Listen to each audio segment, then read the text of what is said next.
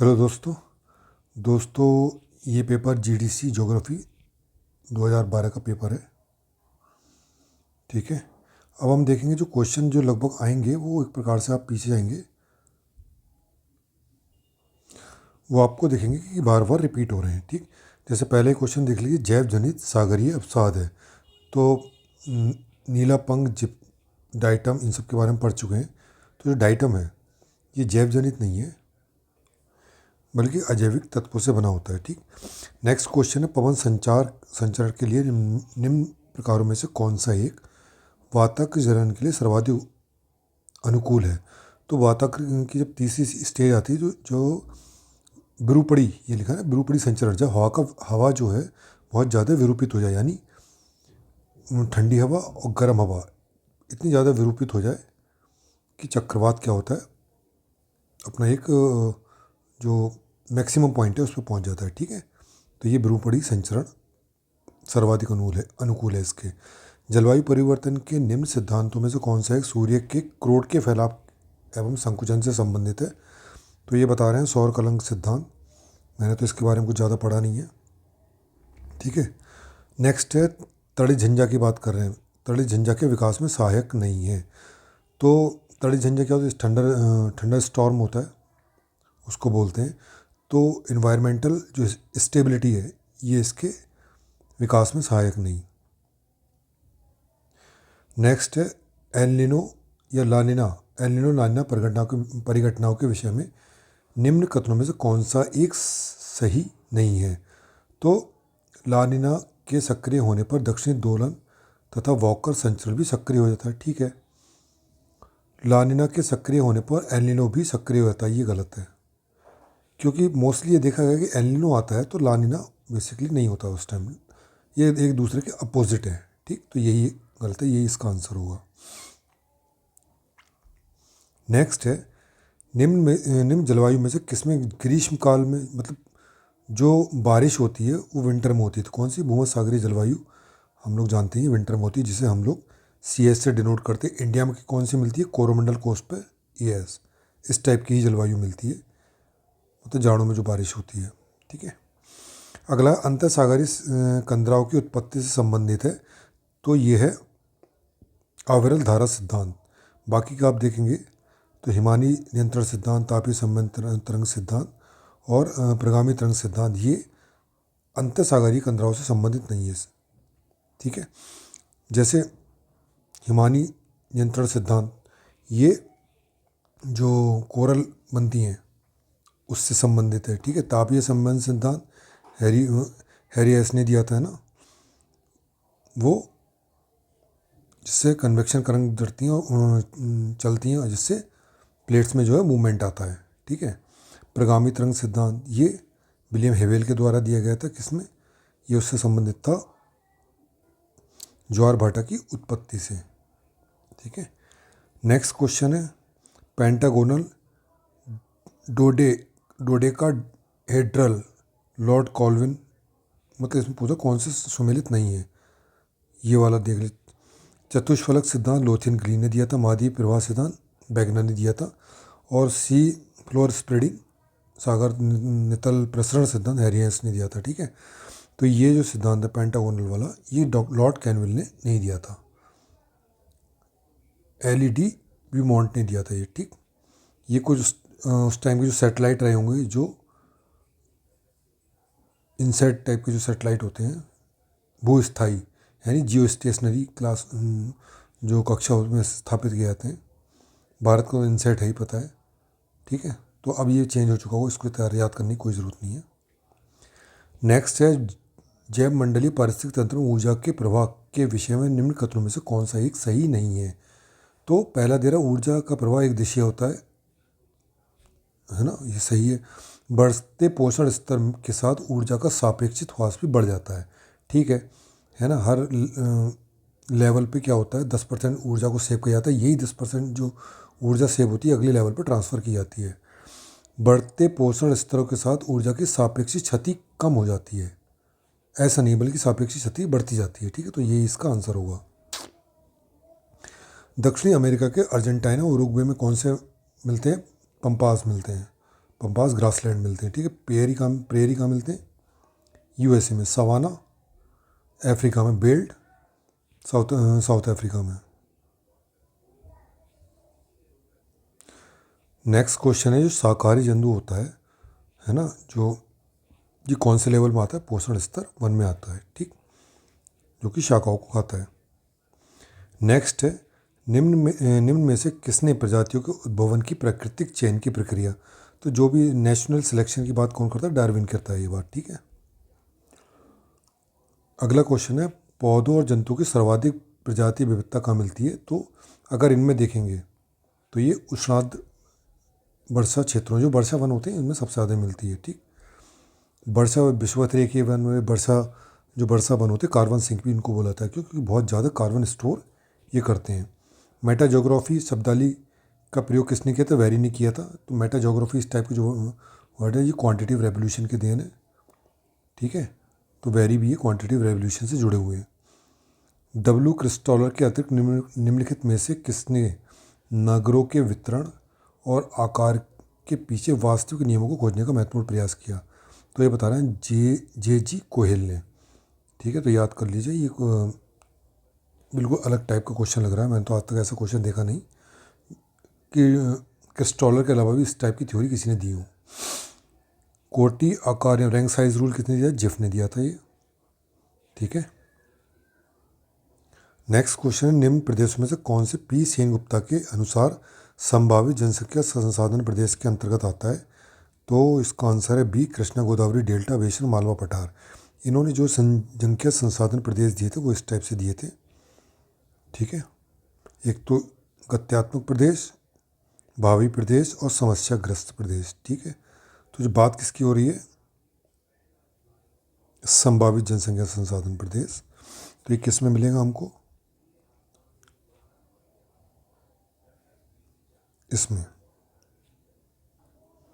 यह Godavari delta, Godavari basin, ये prospective या अग्रदर्शी भावी प्रदेश के अंतर्गत आए। अब इसमें देखते हैं, जो गंगा यमुना का जो मैदान है, दोआब है, ये डायनेमिक रीजन में आता है, ठीक। लावा प्रदेश, ये भी डायनेमिक रीजन में आता है। ये इसमें काफ़ी हाई डेंसिटी वाली जनसंख्या और संसाधन यहाँ मिलते हैं, ठीक है। समस्याग्रस्त देश में उत्तर पूर्वी कर्नाटक हो गया, जो मरुस्थल के नॉर्थ ईस्ट रीजन है, पहाड़ी क्षेत्र, वहाँ इसमें शामिल किया गया है।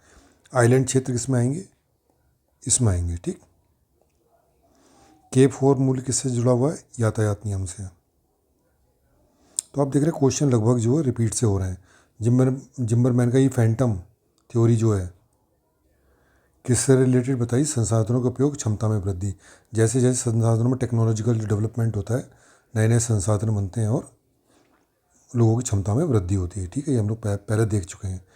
नेक्स्ट क्वेश्चन है, वानथ्यूनियन के एक नगर के चतुर्दिक कृषि मेखला क्षेत्र मॉडल के में प्रत्येक मेखला उन कृषि उत्पादों के उत्पादन में विशेषता प्राप्त करती है जिसे वह सर्वोपयुक्त होती है, ठीक है। मतलब ये कहना ये नेक्स्ट क्वेश्चन, जिम्बरमैन का छायापुंज या फैंटम संसाधन सिद्धांत बल देता है। तो ये छायापुंज या फैंटम थ्योरी और जिम्बरमैन की है, ये किससे संबंधित? संसाधनों के उपयोग क्षमता में वृद्धि से। इसमें बताया था जैसे कि संसाधन क्या होते हैं, जिम्बरमैन ने क्या था, संसाधन होते नहीं बल्कि बनाए जाते हैं। कैसे बनते हैं वो? टेक्नोलॉजी के एडवांसमेंट से। तो जैसे जैसे टेक्नोलॉजी आती जाती है, नए नए संसाधन बनते जाते हैं, और जो पुराने संसाधन है वो उनमें और ज़्यादा एफिशिएंसी आती जाती है, जिससे क्या होती है? क्षमता में वृद्धि होती है, ठीक है। ये पहले पढ़ चुके हैं। नेक्स्ट है इसमें, वानथ्यूनियन के एक नगर के चतुर्दिक कृषि मेखला क्षेत्र मॉडल में प्रत्येक मेखला उन कृषि उत्पादों के उत्पादन में विशेषता प्राप्त करती है जिससे में वह सर्वोपयुक्त होती है। मतलब जो वानथ्यूनियन का जो एग्रीकल्चर कृषि मॉडल है, इसमें जो कृषि बताई गई है, जो सिटी के चारों जो कृषि की जाती है वही कृषि की जाती है जिसमें सर्वाधिक लाभ की स्थिति सही है।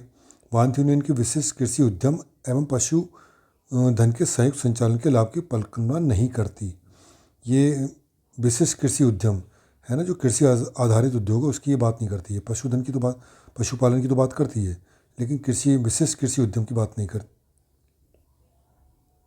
करती है क्या? ये वाला ऑप्शन मुझे थोड़ा डाउट में लग रहा है। ये बी बता रहे हैं, दोनों सही बता रहे हैं। विशिष्ट कृषि उद्यम है ना, अब इंग्लिश में इसमें दे नहीं रखा है, तो कृषि बेसिकली ये बात कर रहा है, मेरे ख्याल मुझे लगता है कि जो कृषि आधारित उद्योग है उनकी बात कर रहा है। तो कृषि आधारित उद्योग तो वान थ्यूनन में नहीं दिया था शायद, है ना। हाँ, पशुपालन की बात करता है वो। तो एक बार इसको देख लीजिएगा, मुझे गलत लग रहा है, ये वाला ऑप्शन मुझे सही लग रहा है। ठीक है। वट्टीमेर के अनुसार सामाजिक भूगोल सामाजिक समूह के स्थानिक प्रतिरूपों एवं कार्यात्मक संबंधों का अध्ययन है। ठीक है, मतलब वट्टीमेर कह रहा है जो सामाजिक भूगोल है सामाजिक समूह के स्थानिक प्रतिरूपों और कार्यात्मक संबंधों का अध्ययन। सही बात है। इन विशेषताओं का सामाजिक पर्यावरण के संबंध में परीक्षण किया जाता है। बिल्कुल सही बात है। ठीक है। समाज भूगोल क्या बताता है? समाज में जो भी समूह हैं, जातियाँ जो भी हैं, वर्ग हैं, उनका ही तो अध्ययन करना है। ठीक है। समाज और साथ ही साथ उस समाज के आसपास का वो जो वातावरण है, ज्योग्राफी है क्या? मनुष्य, ह्यूमन और उसके आसपास के वातावरण का अध्ययन, यही तो ह्यूमन ज्योग्राफी है। सेम सामाजिक भूगोल, समाज क्या है, उसके समाज के आसपास का जो वातावरण क्या है उसका अध्ययन करो। तो ए और दोनों सही है, स्पष्टीकरण भी कर रहा है। ठीक है। मानव पर्यावरण संबंध उपागम का प्रयोग किसने किया था? किसके संदर्भ में? पर्यावरण और संस्कृति के संबंध में।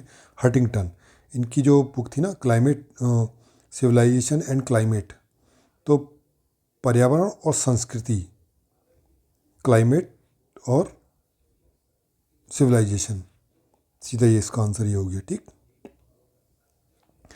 एक निम्नलिखित में से कौन सा एक प्रदेश सांस्कृतिक दृष्टि से भारत के निकट है तथा जातीय दृष्टि से चीन के निकट है? दक्षिणी पूर्वी एशिया।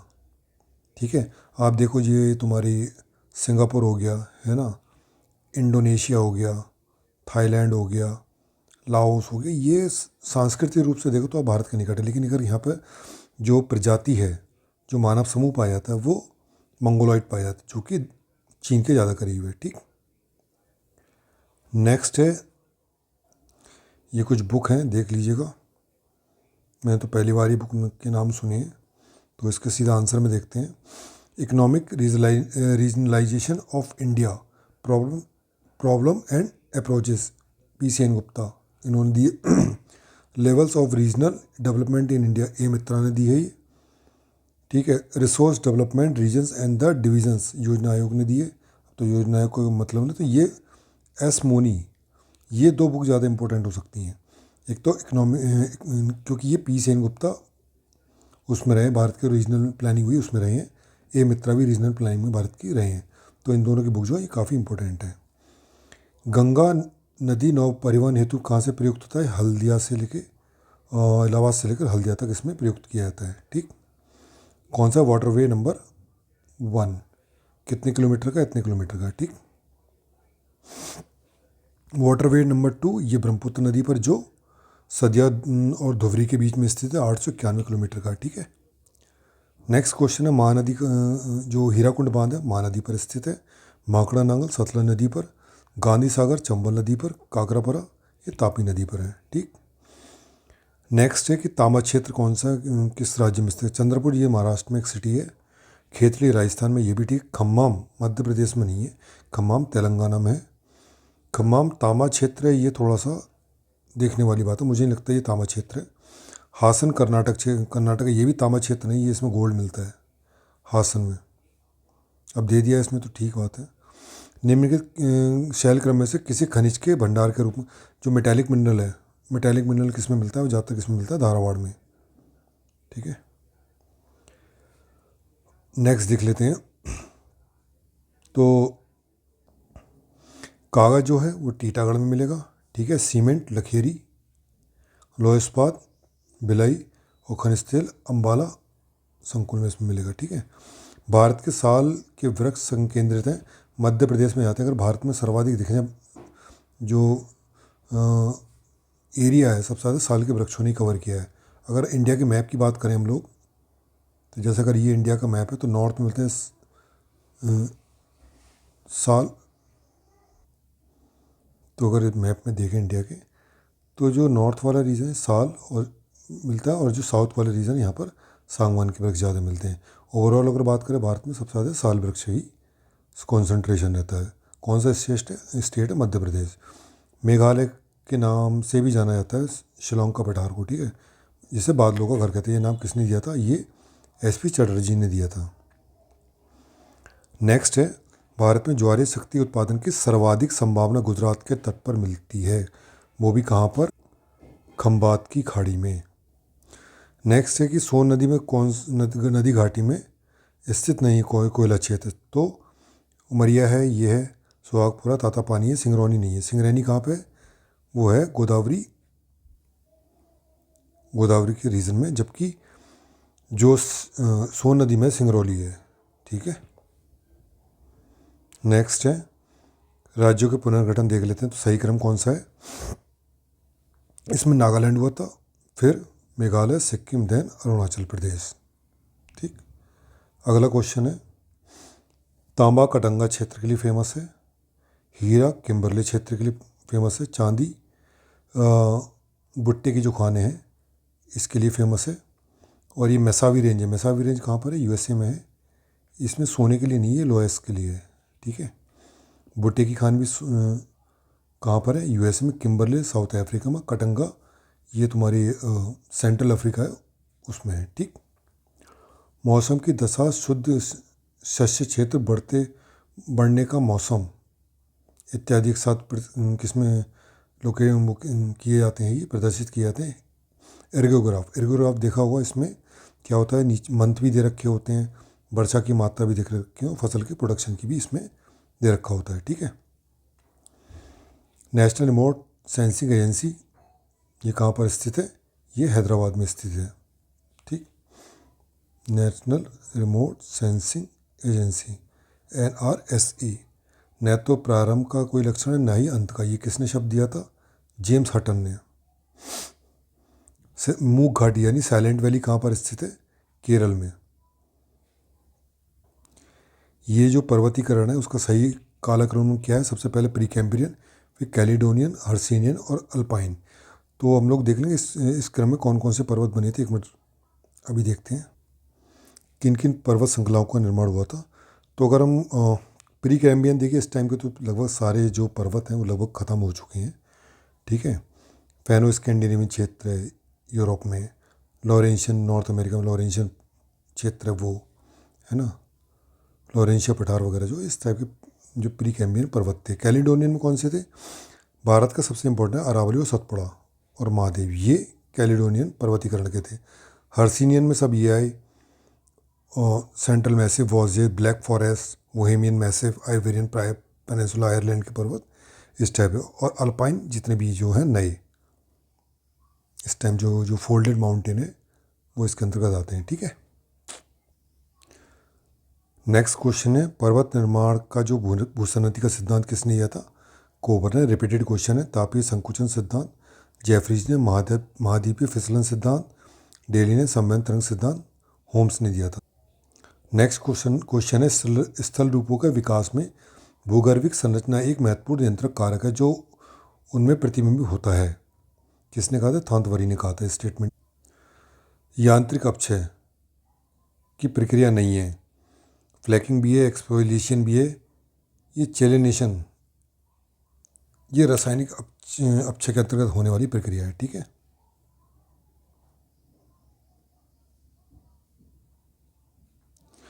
जेनेडरी वाई इसका मतलब लाइफस्टाइल से संबंधित किसने दिया था? विडाल्डी लावलाश ने दिया था।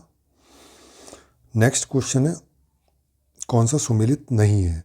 तो उष्णकटिबंधीय चक्रवात सर्पिल पट्टिकाएँ बनती हैं। जैसे उष्णकटिबंधीय चक्रवात जाता है तो उसमें ये इस टाइप की जो पट्टिकाएँ बनती हैं। ठीक है। हवा उतरती है फिर उठती है, तो ये सर्पिल पट्टिकाएँ किसमें बनती हैं? उष्णकटिबंधीय चक्रवात में। ठीक। नेक्स्ट है वर्षा कोशिकाएँ, जो बारिश की जो सेल्स हैं, है ना, फ्रंट जिसमें बनते हैं वो शीतोष्ण कटिबंधीय चक्रवात में बनते हैं। फुजीटा स्केल से क्या मापा जाता है? हरिकेन नहीं, चक्रवात नापे जाते हैं। हरिकेन किससे नापा जाता है? साफिर सिम्पसन से। हाँ, साफिर सिम्पसन जो है बहुत स्पीड वाले जो चक्रवात होते हैं वो उससे मेज़र किए जाते हैं। ठीक। टॉर्नेडो वैली, पता नहीं विथिका क्या है। टॉर्नेडो वैली कहाँ पर? यूएसए के ग्रेट प्लेन्स में मिलती है। नेक्स्ट क्वेश्चन निम्नलिखित में से कौन सा जलवायु परिवर्तन का संकेतक नहीं? तो ये परस्पर बल है। नेक्स्ट क्वेश्चन है निम्नलिखित में से कौन सा एक कोरियोलिस फोर्स के विषय में सही नहीं है? तो कोरियोलिस फोर्स क्या होता है? जो हवा की डायरेक्शन है उसको प्रभावित करता है, ना कि गति को। गति को निर्धारित नहीं करता बल्कि उसके डायरेक्शन को निर्धारित करता है। तो इसका पहला ऑप्शन सही होगा। सापेक्ष आर्द्र रिलेटिव ह्यूमिडिटी क्या होती है? निरपेक्ष आर्द्र एब्सोल्यूट ह्यूमिडिटी बटे आर्द्रता सामर्थ्य इंटू 100। अगला प्रश्न है जो बात कर रहा है सागरीय हिमपात। सागरीय हिमपात बेसिकली है जो सागर में जो अवसाद होते हैं, जो जो स्थलीय भागों से वो धीरे धीरे क्या हो, सागर के जो प्लेन है, नितल है, उस पर गिरते रहते हैं। ठीक है, तो सागरीय हिमपात कहलाते हैं। जैसे आपने देखा होगा वॉल्केनिक विंटर या न्यूक्लियर विंटर। न्यूक्लियर विंटर क्या है? जब न्यूक्लियर ब्लास्ट होता है तो ब्लास्ट होने के बाद में जो उसके जो पदार्थ है वो नीचे गिरते हैं, धूल कण पत्थर वगैरह, ये न्यूक्लियर विंटर कहलाती है। ठीक, इसी तरह वॉल्केनिक वो जो होती है वॉल्केनिक विंटर या वॉल्केनिक हिमपात, उसमें भी यही होता है, पदार्थ जो होते हैं नीचे गिरना शुरू कर जाते हैं। अगला क्वेश्चन है कौन सा एक पादप जो प्रवाल है, प्रवाल पॉलिप की वृद्धि के लिए अनुकूल नहीं है? तो जो प्रवाल होती है ना, कोरल कहाँ पे? एक तो 20 से डिग्री से लेके 21 डिग्री के टेम्परेचर में, 5 डिग्री नॉर्थ और साउथ इस क्षेत्र में 10 डिग्री तक ये नहीं मिलती है, इसके बाद ही मिलना शुरू हो जाती हैं। ठीक है, दूसरा सैलिनिटी कितना हो जाए, 27 परसेंटाइल से लेके 30 परसेंटाइल तक इनके लिए सैलिनिटी चाहिए होती है। ज़्यादा साफ पानी होता है ये इसके विकास के लिए उत्तरदायी नहीं होता। तो इसमें आंसर क्या होगा? ये ए और सी दोनों है। ठीक, और ख़ास करके जो प्रकाश का जो फोटिक जोन होता है ना, प्रकाशीय मंडल, उसी में ज़्यादातर ये देखने को मिलती है। यानी 60 से 77 मीटर की ऊंचाई, मीटर की गहराई तक ये प्रवाल पाए जाते हैं। इससे अधिक की अगर गहराई पर जाएंगे तो ये मर जाएंगे। ठीक, तो इसमें आंसर कौन सा? पहला और सी दोनों, ए और सी दोनों ही इसके आंसर है। नेक्स्ट क्वेश्चन है किसी मानचित्र के मापक को 1:50,000 से बदलकर 1:25,000 कर दिया, यानी ये दुगना हो गया। ठीक है, तो उसका क्षेत्रफल में क्या होगी? जाहिर सी बात है दुगना वृद्धि हो जाएगी। ठीक, पारिस्थितिक तंत्र के निम्न घटकों में से कौन सा एक जैव और अजैव साम्राज्य के मध्य की कड़ी है ना? जैव और अजैव को कौन जोड़ता है? बायो डिकम्पोजर, वियोजक। ठीक, आर्कटिक के ऊपर ओजोन परत बहुत पतली हो गई है। ठीक, आर्कटिक प्रदेश में कड़ी ठंड के कारण जो ग्रीन हाउस गैसों का संकेंद्रण ज़्यादा होता है। ठीक है, लेकिन सोचने वाली बात यह है कि जाड़ों में, है ना, और जो साउदर्न हेमिस्फीयर है इसमें विंटर कब होती हैं? वो ये जून जुलाई अगस्त सितंबर वाला जो मौसम होता है, जो अगस्त इसमें विंटर होती हैं। ठीक है, तो अगस्त सितंबर अक्टूबर में यहाँ पे जो कॉन्सेंट्रेशन है इसका ग्रीन हाउस गैसेस का, और ये तो क्लोरोफ्लोरोकार्बन वगैरह, इसका कॉन्सेंट्रेशन बढ़ जाता है। नेक्स्ट क्वेश्चन है बायोस्फीयर रिजर्व है नौक्रेक कहाँ मिलेगा? नौक्रेक मेघालय में, मानस असम में, सिमलीपाल केरल में, सिमलीपाल उड़ीसा में, और अगस्तामलाई केरल में। ठीक, नेक्स्ट है ये क्वेश्चन पहले पीसीएस में आ चुका है, अब इसमें देखिएगा, ये बायोफ्यूल की बात कर रहा है। तो बायोफ्यूल मक्का गन्ने फसलों से प्राप्त होता है। ठीक बात है। ईंधन पारिस्थितिक मित्र का स्रोत है, हाँ, इको फ्रेंडली होता है ये। ठीक, अब इसमें क्या है कि ये ईंधन लागत प्रभावी है। अब ये इसमें इसका जो आंसर इसको मान रहे हैं। ठीक है, इसके आंसर माने तो ये ए और बी और सी कह रहे हैं। ठीक, जबकि पीसीएस में क्वेश्चन आया था तो इसको कॉस्ट इफेक्टिव नहीं माना था, क्योंकि इसकी जो बनाने की प्रोसेस है वो सस्ती नहीं है, वो महंगी है। ठीक है, और तो इसलिए इसमें अब इसमें ऑप्शन ही नहीं, तो यही आंसर मानना पड़ेगा। अदरवाइज़ अगर आंसर है तो बेसिकली इसके ये दो आंसर हैं, ए और बी। ठीक, ये खाद्य सुरक्षा को प्रभावित नहीं करता है। ठीक है, जो भी खाद्यान्न फसलों को की जगह बायोफ्यूल वाली जो फसलें जैसे गन्ना हो गया, ये सब उत्पादन की जाती हैं, इसलिए जो खाद्य फसल है उसके लिए यानी खाद्य सुरक्षा को ही प्रभावित करता है। ये कुछ ट्राइब्स हैं, कहाँ कहाँ मिलती है? याकूत मिलती है आपके साइबेरिया रीजन में, बड्डू मिलते हैं सऊदी अरब में, मसाई ईस्टर्न अफ्रीका यानी केन्या तंजानिया में, लैप्स मिलते हैं स्कैंडिनेविया में। नेक्स्ट जो डेवलपमेंट मॉडल है किन किन ने दिए थे? क्रोड परिधि सिद्धांत ये किसने दिया था? फ्रीडमैन ने। विकास ध्रुव सिद्धांत ये पेरेक्स वॉर्ड विले ने दिया था। मांग का अवस्थापना सिद्धांत ये किसने दिया? डीएम स्मिथ ने।